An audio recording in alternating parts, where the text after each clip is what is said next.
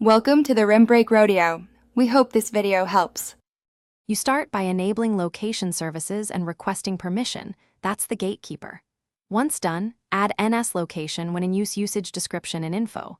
List with a clear reason so the OS shows a prompt. Next, import core location at the top of your Swift file and declare a CL location manager property. You should initialize the manager early, set its delegate, and configure desired accuracy to best or nearest 10 meters depending on needs. This gets the app ready to actually request and receive GPS data. You configure the manager. Set delegate, desired accuracy, and distance filter to limit updates. If you need background tracking, make sure to enable background modes and set allows background location updates, otherwise avoid it. Then call request when in use authorization and wait for the authorization callback.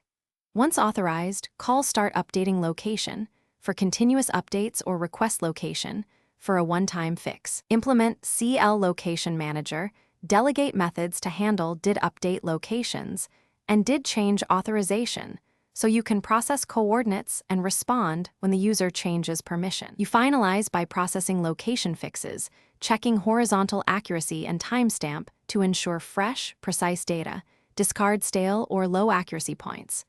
Make sure you stop updating location when done to save battery and convert coordinates to user-facing info or reverse geocode as needed. If things go wrong, inspect did fail with error and authorization status. A common tip, test on a real device with location services enabled and confirm info. List keys match your authorization calls. This single check resolves most permission-related problems. Thanks for watching. Consider subscribing if we helped you.